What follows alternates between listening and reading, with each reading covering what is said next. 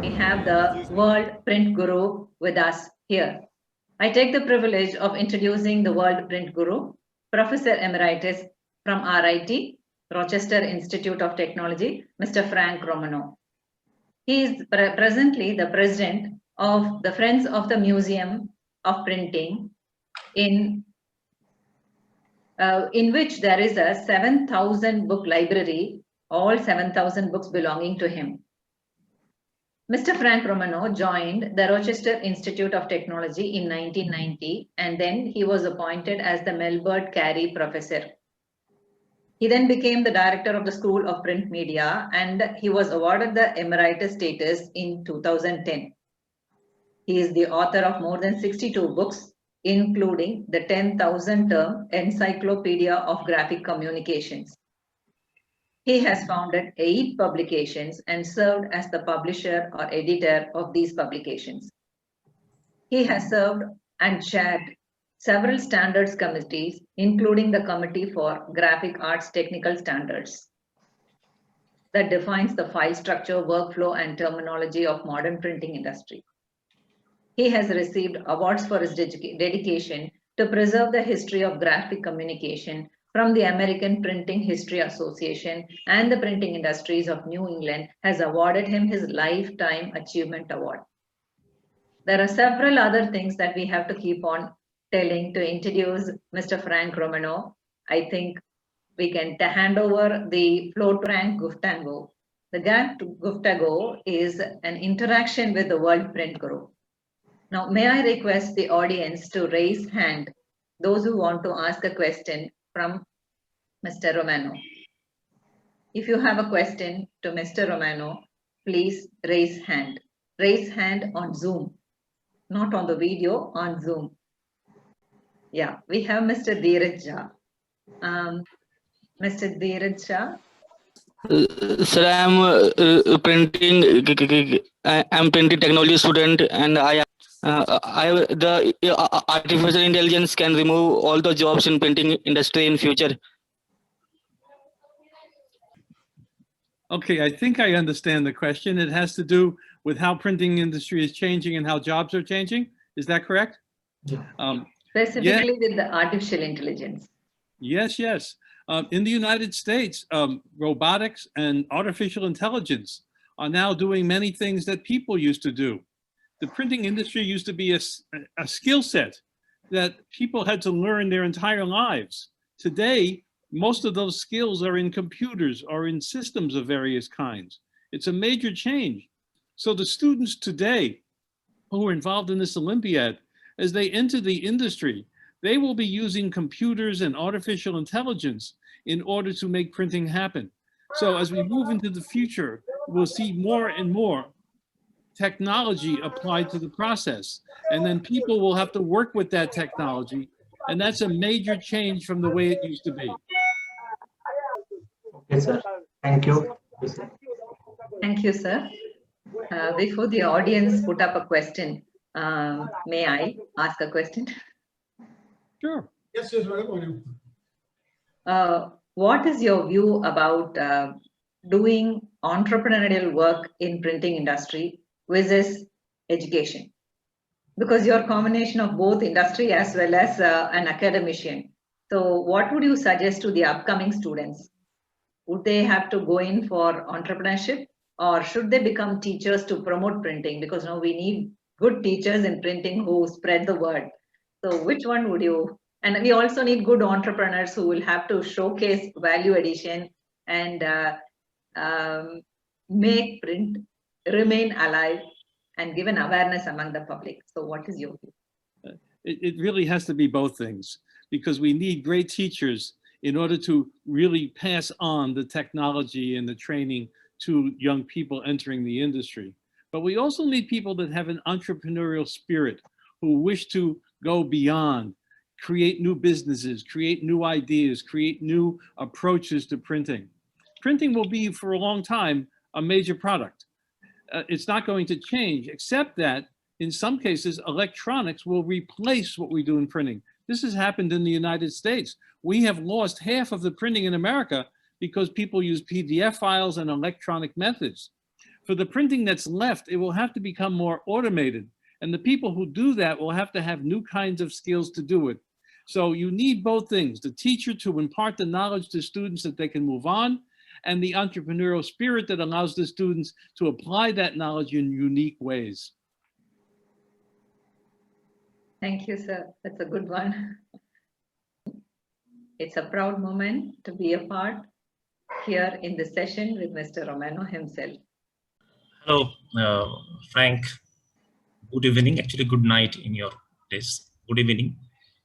So I just want to know that with this increasing demand of e-book, what is the future of book printing?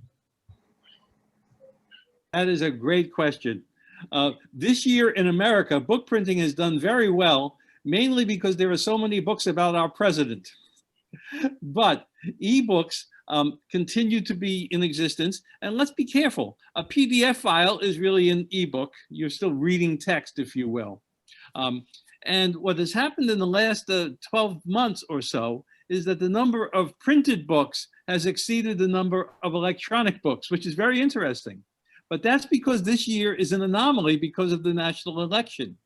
So I think when we get to next year, I think it's going to be half and half, that we'll see printed books continue, probably not at the pace we saw 20 years ago, and we will see ebooks continue as well. And people are still reading on Nooks and e-readers and even on their computers and cell phones, etc. I don't think that's going to change substantially because the young generation that's growing up are really fixated on their handheld devices. If you look at young people today, they all have one in their hands all the time. So they are becoming more accustomed to reading things on screens than to reading things on paper. But I think as we move forward, the world will be half and half between paper and electronic. And one more question, Frank. So Yes, what is the future of newspaper industry? And what will be the major technology which will drive this newspaper industry? Is it offset lithography or it is flexography? What do you think? Okay, now let's be careful. When we say the newspaper industry, we think of the traditional newspaper being printed on paper. Yes. However, the New York Times just announced that the number of digital subscribers now exceeds the number of print subscribers. And this is happening across all major media, the Wall Street Journal, the Washington Post, all the national papers, and even many of the local papers. So daily newspapers are combining essentially into single production centers. In New York City, the New York Post and the New York Times are combining into one printing plant, which is kind of funny because one is a very conservative newspaper and the other is a very liberal newspaper. I don't know how they'll handle that. But this is happening. The number of printed pages of newspapers continues to decline. Now, there will still be journalism. And what we're seeing, what we used to call a newspaper, is becoming really an electronic presentation of the same information on your Facebook page, on your screen, in various ways. So really, newspapers continue, but in electronic form, and the printed newspaper continues to decline in volume. Now, that's very typical of what's happening in the United States. It has not been that typical around the world yet. But usually what happens in certain countries like the United States tends over time to apply to other countries. So it's entirely possible within the next 10 to 20 years that we see India facing the same kinds of trends. Frank, I have a question for you. It's not a very loaded question. So what is the difference between print today and what it was when you started your journey? I began in 1959 working in the mailroom of the Mergenthaler Linotype Company. Yes. And it was only because I couldn't find a job anywhere else. In fact, what's funny is that one of my schoolmates needed a job as well, and his name was Bernie Sanders. Oh. And I got the job. So my life was really within the typesetting industry. And so I evolved from hot metal type to phototype to digital type and then into the digital era. And so whenever there was a new technology, I would learn about it and then write a book about it. And I'm happy to say that 2/3 of all the books I've written have been written with students. And in fact, one of my proudest books is The New Print Industry, which I wrote with Ashkat Pardiwala, who is from India. So again, my background really evolved from the hot metal part of the industry into the new era. And I worked very hard to keep up with all of that and write books about it and document it. And today I spend most of my time in a museum where I'm surrounded by all the artifacts of all the things I grew up with. Thank you, sir. Thank you. May I ask the question, sir? Sure. You can ask. Yes, so I'm Ms. Aarti Desai. I'm one of the contestants for today. My question was from a student's perspective that I'm currently a third-year printing and packaging student, and we do not get the exposure for labs, or we do not have industrial visits because of the pandemic right now. We only get theory lessons. So how should we compensate for that? That's a very good question, because I realize that you're losing a major part of your education by not being able to visit plants and see how things are done. And I'm hoping that through your associations, they will have virtual visits, that you can use Zoom and other approaches and videos to seeing how things operate. We're doing that now through our museum by doing a lot more virtual presentations. That's the only way we can deal with this pandemic at this stage. By the way, we're going through a great outbreak here in the United States, which has severely limited all education. Students are not getting the kind of hands-on education they should because of the limitations of the pandemic. It's a terrible thing, but we will get through it, and hopefully we'll come out the other side in better shape. But yes, try to get as many virtual visits in as you possibly can. Thank you very much for that question. Thank you, Thank sir, you, for sir. answering. Thank you, Thank sir. you. Dev Bahadur, please ask a question, sir. Yeah, sir, I am just having one question. Suppose that working with Times. So as in the newspaper industry, nowadays we go for the new innovation, like to deliver the personalized newspaper by including the hybrid printing, but the newspaper speed is so high, so we can't do in the online way. So we provide to some customers to their personalized newspaper by doing the activity through offline. How can we get the online these activities in nowadays in US and other things? Okay, I think I understand your question. Your question is how to deliver a personalized newspaper? Yeah, to a high speed printing. Well, what's happening in the United States, and again, I can only talk about this part of the world, is that the circulation of the printed newspaper continues to decline, which means then it is now starting to come within the frame of reference of digital printing. So roll-fed, inkjet, and toner-based systems, which now can handle very wide widths, are capable of producing daily and weekly newspapers. And because they're digital, they can do variable data printing. So I envision that someday, again, because the number of printed newspapers will reach a certain lower volume compared to the digital versions that are done on screens, that you will actually see personalized printed newspapers. And then they will accumulate articles that you have indicated you're interested in, emphasize opinions that you want to hear, and combine that into one publication. And I think the same thing will probably happen on the digital side as well, because again, because it's purely digital, they can accumulate information based upon your interests. Now, that's good and bad. It gives you what you think you want. But a lot of what we learn by accident, by reading something we didn't think we were interested in. And by doing that, we learn something new. So I'm not really in great favor of personalized newspapers as much as I'm interested in getting more information to an audience in any form that they are comfortable with. Okay, Thank you, sir. Mr. Veeranathan, sir, would you like to ask the question, or do you want me to read your question? Yes, good morning, Franco sir. My first detail. In India, we have more than 2 lakhs small and medium printers. Technology is improving, no doubt, but the investing cost also increasing. This is not possible for the small and medium printers. My question, what is the future for them? that is the crux of a problem in the United States right now. Oh. Because the small and medium printer, well, let's stay with the small printer, because 80% of all printers in America are under 20 employees, very small plants. And for many years, they had duplicator offset presses, and that was their mainstay. And they did all kinds of utility printing of anything people wanted. But what has happened recently is that people have been putting in their own little printers at home. These home printers using inkjet or toner are capable of doing some of the small jobs that people used to go to the small printers for.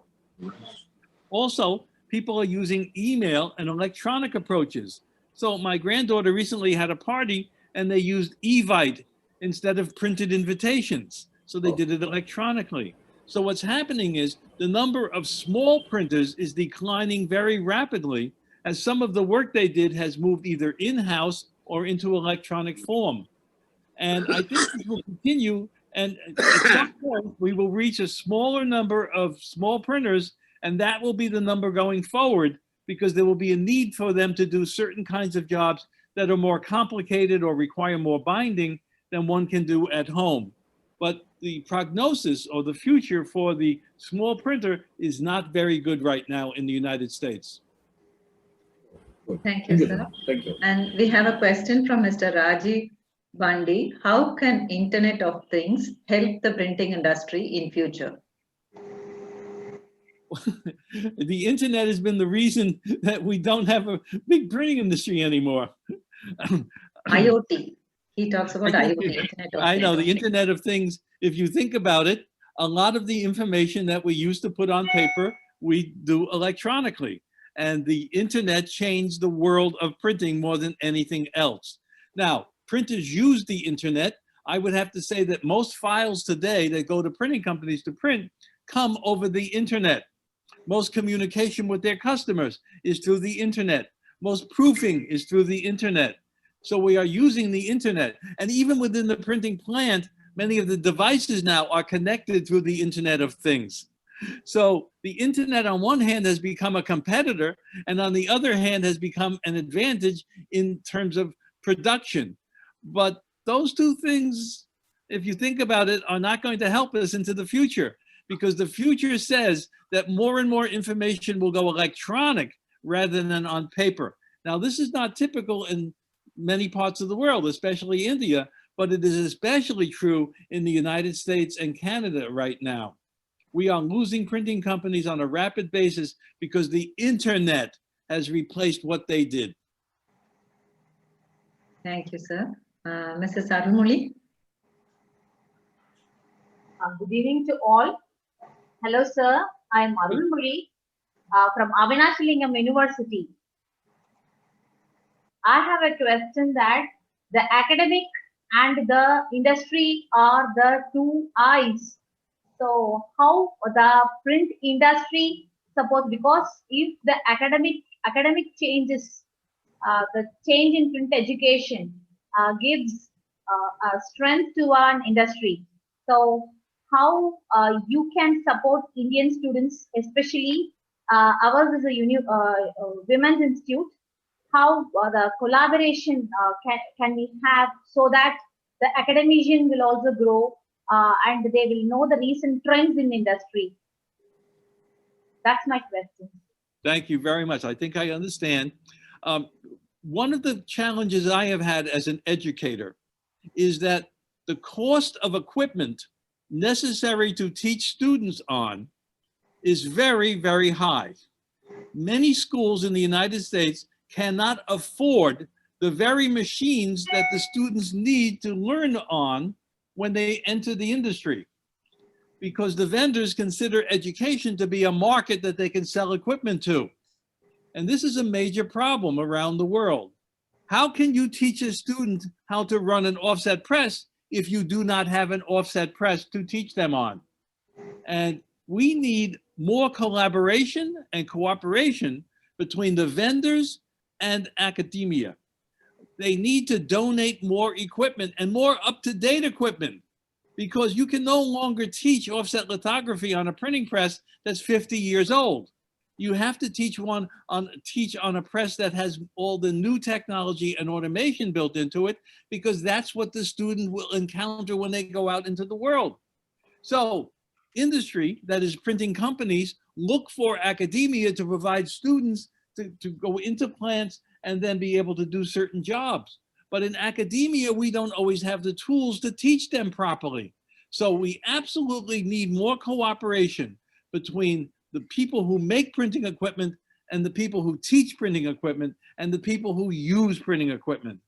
We all have to come together and work more closely, because there's no way we can teach new technology with old technology. Thank you, sir. Mr. Surendra Dote's question: in this upcoming digital era, with Sir Landa's nano inkjet technology being penetrated in and within offset, what future do you see for offset, flexo, gravure, except for labeling and packaging segments? This is one I have been tracking for the last 20 years, because not every printing process will survive into the future. I'm in a printing museum where it is based on letterpress, and at one time letterpress was the major printing process. Flexography came about in the 1920s when they invented cellophane, and we needed to print on film and plastic. Gravure came about because we needed to print very long runs of imagery of various kinds.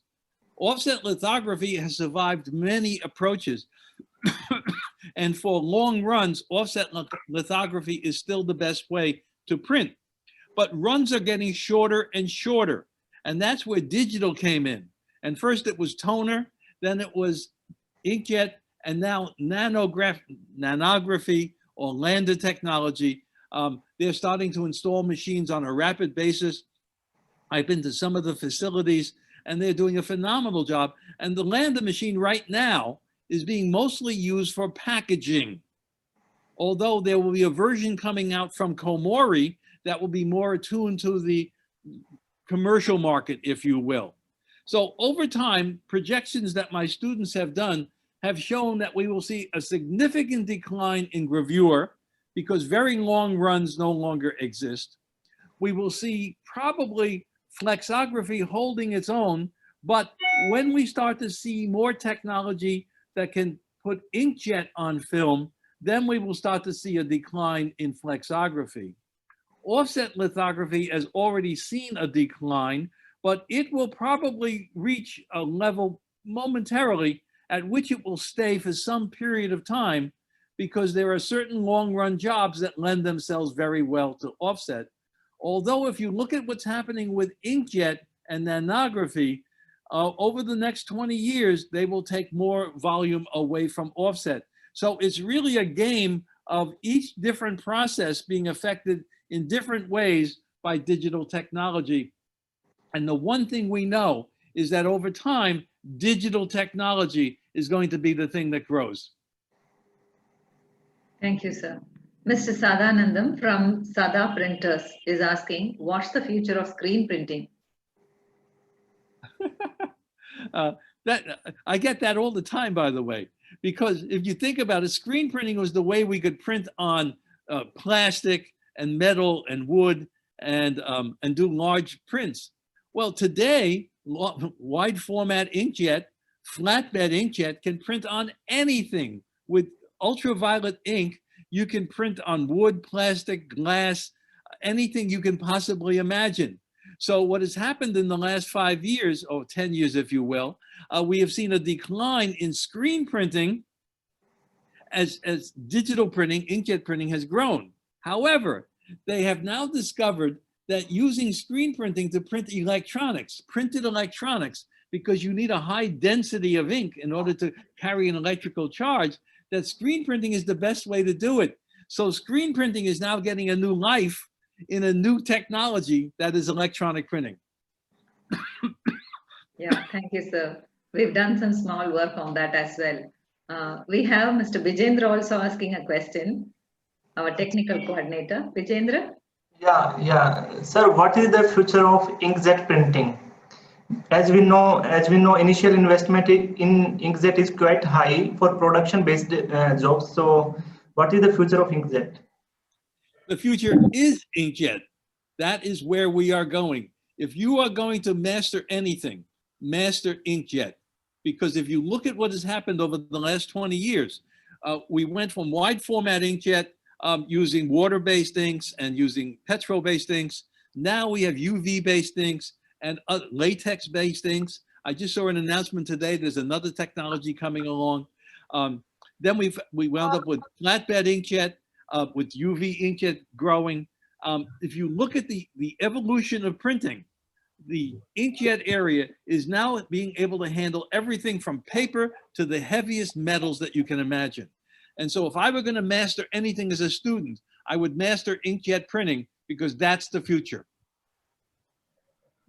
Thank you, sir. We have Mr. Subhajit Banerjee, one of the contestants, asking, what is the future of non-wood-based paper?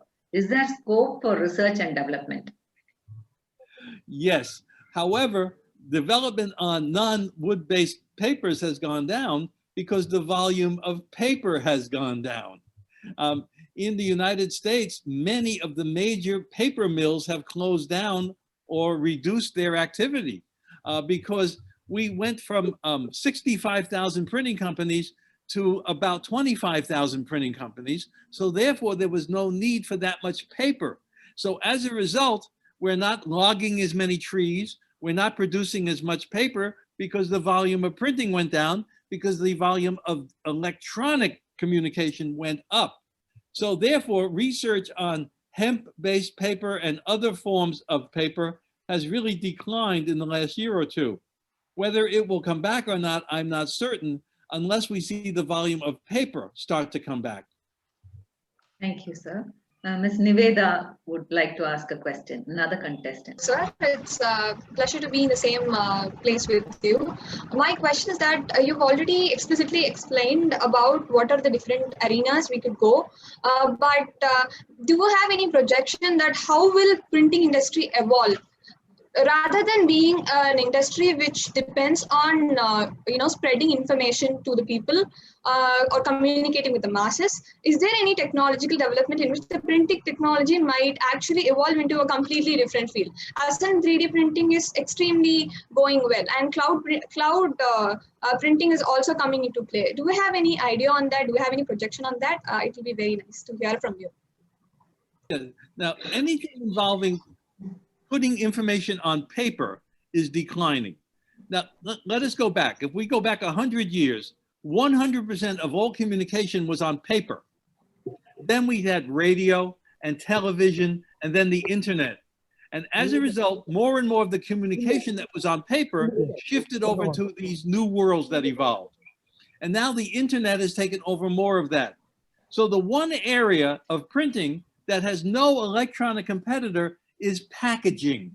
So if I were a student, one of the things I would want to look at is specializing in packaging because there's no electronic competitor for a box or a carton or a bag or whatever it may be. That's the first thing. The second thing is that we will continue to see a decline in paper-based communication and a rise in electronic-based communication. I think there will be new markets that will form where these two worlds come together. How can I have electronic communication and then also use printing in some way to communicate with you? That will be an interesting new field that will evolve.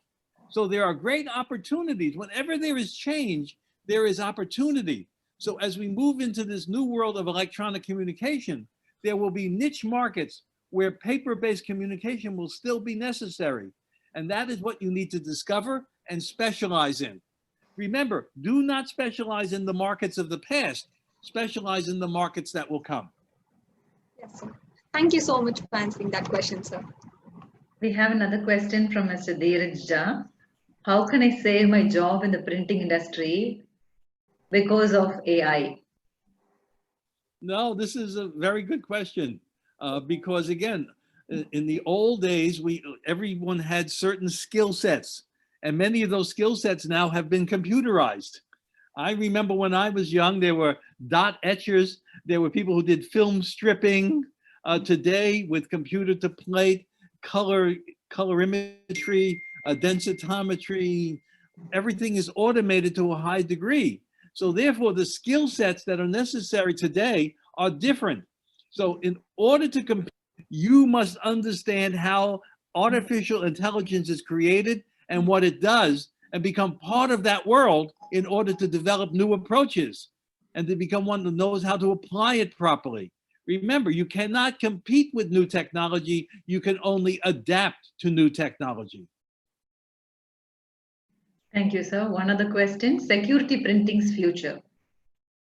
Absolutely. There will be counterfeiters out there forever. Our American marketplace has spent a fortune. I've been on committees for our currency and our passports so that they cannot be counterfeited. I do a lot of expert testimony work, and the number of cases involving counterfeiting increased, especially in pharmaceuticals, where packages are counterfeited and filled with bad drugs and then shipped to the American marketplace and distributed, and trying to discover when a package is counterfeited or real is a real challenge. So the need for security printing will increase. If a student could specialize in that area, they will always have a job. Mr. Romano, I just want to know that how digital era is going to affect textile printing, and what is the scope of textile printing, because so many students are switching over to textile printing also. Yes, and this is absolutely great, because now digital printing is really working with textile printing. That is a major trend right now. It used to be that in New York, the designers would design some textiles, and it would have to go to India in order to get proofs, and then it would have to go back. And now they are doing their proofs on digital machines. And digital technology is affecting the textile industry on a very high level. And many American printing companies are setting up divisions to print on textiles. Amazon has just invested a significant amount of money in a company to do bespoke textiles, where you can order something and they will print it for you on demand. So absolutely, the printing industry, the textile industry are now finding that they have areas where they can come together. And I think this is a great opportunity for students, and one of those new areas that they should look at and apply in some way. One of my former students works for Nike, and one of his jobs is to look at technologies that combine printed electronics, textile printing all together. They want your t-shirt to talk to you, if you will. So all kinds of new approaches. This is a great question, because textile printing is being changed by digital printing. Thank you very much, sir. Thank you, sir. The next question is, what is the future of IML technology in packaging industry? Oh,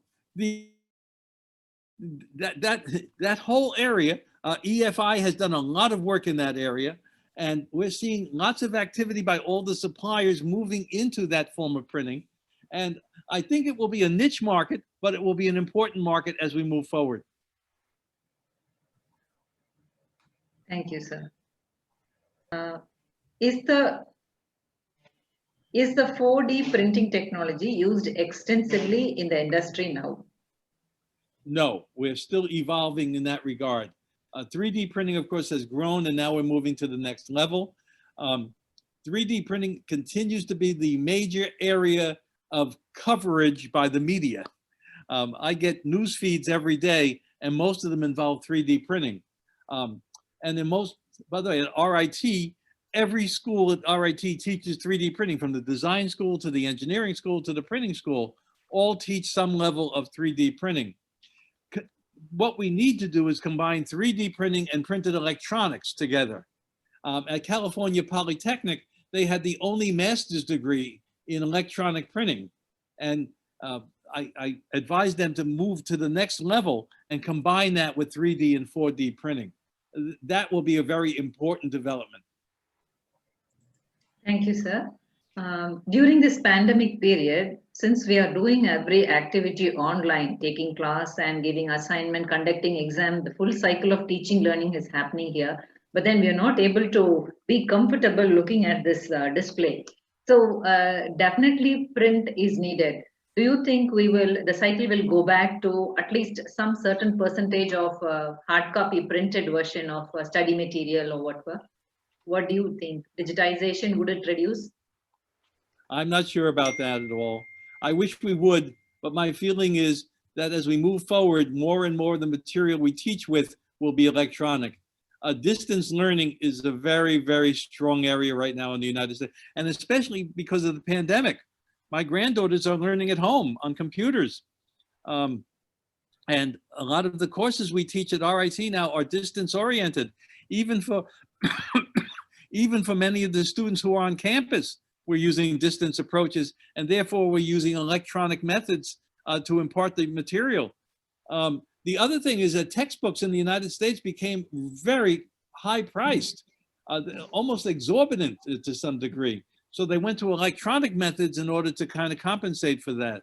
So I don't know if we will go back to printed materials to teach printing at all. I'm sorry to say. Can you give us a roadmap of your success story? Of what story? Your success story, a little bit about yourself. We would like to hear about you. There's not much to say. I started at the old Mergenthaler company. So I learned hot metal, and then they were moving into photo typesetting. So I made sure that I learned about photo typesetting. I took the earliest courses in computerization so I could understand how computers worked. And then I was an English major, and so I wanted to be a writer. And so I would then they gave me the job of taking the manuals that the engineers wrote and writing them in a way that people could understand. And so that was my job for a long time, making complex information understandable to lay people. And so as I evolved within the industry, more and more I was involved in consulting and teaching and explaining. And I started magazines to do the same thing. And then I got into education, which was really my ultimate goal. I started out to be a teacher and wound up as a teacher. And that's I think, my primary job is to help people understand complex issues and deal with them in some way. Thank you, sir. Your advice for the students? My advice for the students is always learn. There is always something to learn. I tell my students, everything I teach them will be obsolete by the time they have their first child, because that's how quickly the world will change. So therefore, as a student, you will never stop learning. Learn how to learn. Find sources of information, concentrate on them, deal with them, and always stay current on new technology so that you know when to apply new technology and stay with the current approaches. Do not stay in the past, because the past will let you down. Thank you, sir. Are there any more questions? I think we've heard a lot from you. Thank you very much for being with us and answering so many questions that people have been shooting one after the other. Thank you, sir. I'm happy to do it. Thank you. Thank you very much. Thank you very much.